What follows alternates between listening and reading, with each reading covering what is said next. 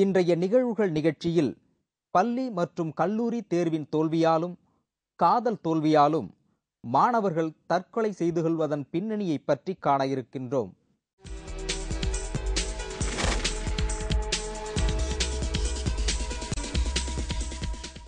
சென்னையில் அமைந்துள்ள IIT என்பது இந்திய தொழில்நுட்ப நிறுவனம் என்பதாகும்.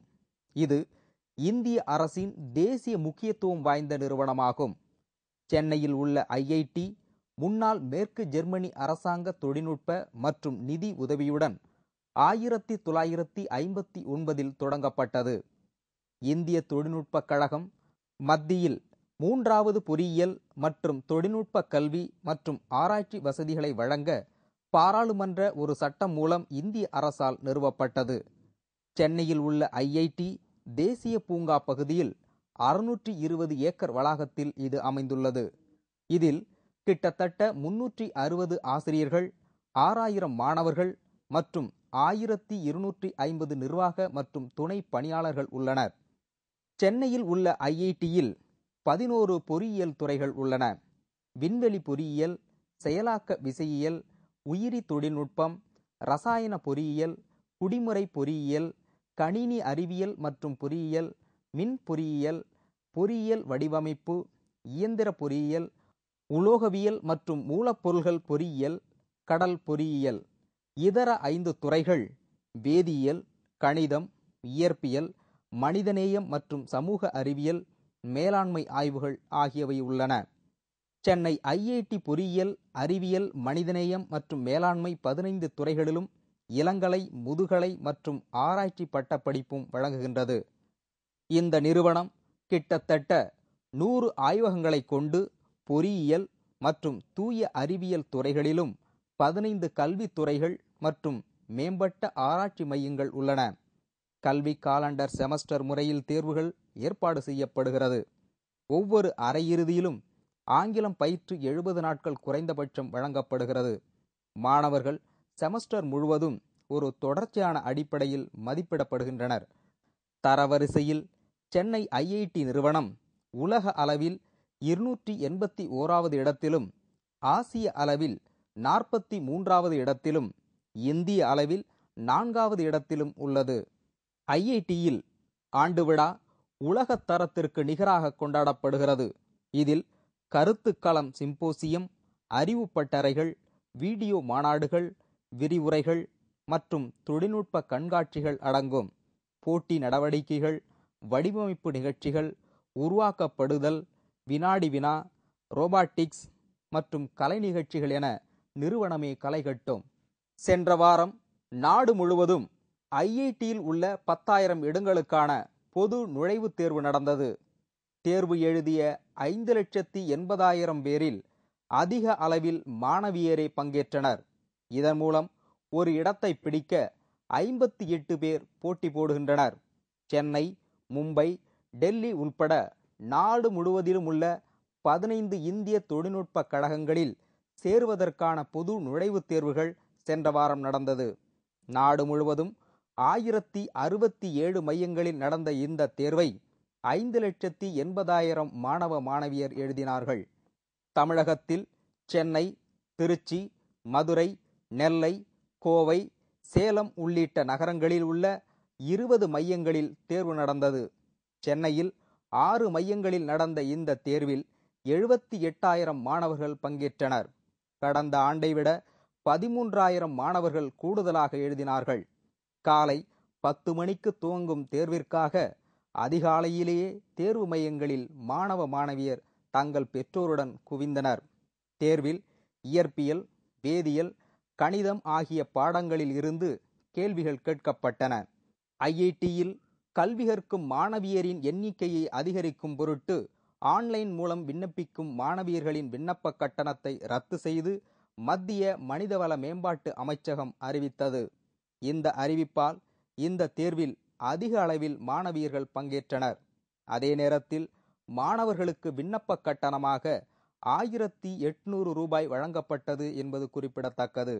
இந்த தேர்வில் கடந்த ஆண்டு 4,80,000 பேர் பங்கேற்றார்கள். சென்ற வாரம் நடந்த தேர்வில் 5,80,000 பேர் பங்கேற்றார் என்பதும் குறிப்பிடத்தக்கது. இந்த ஆண்டுடன் இந்த தேர்வு முறை முடிவடைவதால் அடுத்த ஆண்டு முதல் ஐஐடி நுழைவுத் தேர்வில் +2 மதிப்பெண்ணும் கணக்கில் எடுத்துக்கொள்ளப்படும். இதன் மூலம் ஐஐடி மட்டுமின்றி என்ஐடி போன்றிய தேசிய தொழில்நுட்ப கல்லூரிகளிலும் மாணவர்கள் சேர முடியும். தேர்வு நடந்த மையங்களில் பெரும்பாலான மாணவர்கள் தங்கள் பெற்றோருடன் வந்திருந்தனர். ஒரு சில தேர்வு மையங்களில் மாணவர்களின் பெற்றோர் கடும் வெயிலில் காத்திருக்க வேண்டிய சூழல் ஏற்பட்டது. மேலும் குடிநீர், கழிப்பிடம் உட்பட அடிப்படை வசதிகளை கூட தேர்வு மையத்திற்காக தேர்வு செய்யப்பட்ட பள்ளி நிர்வாகத்தினர் வழங்கவில்லை என்பது குற்றச்சாட்டாக எழுந்துள்ளது. இப்படி இந்த ஐஐடியில் சேர இந்திய அளவில் மாபெரும் போட்டி நடந்தது. வெற்றி பெற்ற 10,000 பேரில் படிப்பு முடித்த மாணவர்களில் 500 பேருக்கு மட்டுமே வேலைவாய்ப்பு கிடைக்கிறது. மீதி பேரின் நிலை பரிதாபத்திற்குரியதாக இருக்கிறது. ஐஐடியில் படித்தவர்களின் நிலையே இப்படி என்றால் மற்ற கல்லூரியில் படிப்பவர்களின் நிலை என்ன? இதற்கு மத்திய மாநில அரசாங்கத்தின் பதில் என்ன? பொறியியல் கல்லூரி முடித்த மாணவ மாணவிகளுக்கு இந்த அரசுகள் எப்படி வேலைவாய்ப்பை வழங்க இருக்கின்றது என்பது சந்தேகத்திற்குரிய ஒன்றாகிறது. தற்போது தமிழ்நாட்டில் மாணவ மாணவிகள் தற்கொலை செய்து கொள்வது அதிகரித்துள்ளது. எந்த ஒரு பிரச்சனைக்கும் தற்கொலை தீர்வாகாது. ஒரு குழந்தையை பெற்றெடுத்து வளர்த்து பள்ளியில் படிக்க வைத்து கல்லூரியில் படிக்க வைத்து அவர்களுக்கு வேலை வாங்கி தருவது வரை பெற்றோர்கள் படும் போராட்டம் எவ்வளவு என்பதை சொல்லில் அடக்க முடியாது. அதுவும் இன்றைய விலைவாசி ஏற்றத்தில் குடும்பத்தை பட்டினி இல்லாமல் நடத்துவதே சாதனை என்றாகிவிட்டது. இன்பமும் துன்பமும் கலந்ததுதான் வாழ்க்கை. சிலரின் வாழ்க்கை வசந்தம் வீசும் இன்ப பூஞ்சோலையாகிறது. சிலரது வாழ்க்கையோ வறுமையும் துன்பமும் சுழன்று தாக்க வாழ்க்கையே சோகமாகி சுட்டெரிக்கும் பாலைவனமாக மாறிவிடுவதும் உண்டு. ஒவ்வொரு மாணவர்களும் நினைக்கிறார்கள் தனக்கு பிரச்சனையே வரக்கூடாது மற்றும் உலகில் சகல சுகமும் ஒருங்கே பெற்று இன்பத்தில் உலாவர வேண்டும் என்று. அதுதான் மனித இயல்பும் கூட. வெளி உலகில் வீராப்பு பேசும் எத்தனையோ நபர்கள் தங்கள் சொந்த வாழ்க்கையில் ஒரு பிரச்சனை வந்துவிட்டால் உள்ளங்கள் உடைந்து கதறி கண்ணீர் சிந்தி நம்மால் இந்த பிரச்சனையை தீர்க்கவே முடியாது என்று எண்ணி தன்னுயிரை தானே மாய்த்து கொள்ளும் செயலை செய்யவும் துணிந்து விடுகின்றார்கள்.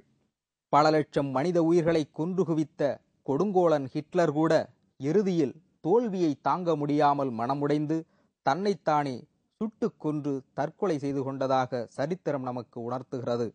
அன்றாடம் பத்திரிகைகளை புரட்டினால் இளம்பெண் தற்கொலை, காதல் ஜோடிகள் தற்கொலை, கள்ள காதலினால் தற்கொலை, கடன் தொல்லை தாங்க முடியாமல் தொழிலதிபர் குடும்பத்துடன் தற்கொலை, தேர்வில் தோல்வியடைந்தால் பள்ளி மாணவ மாணவிகள் தற்கொலை என்று வகை வகையாக தற்கொலை செய்திகள்.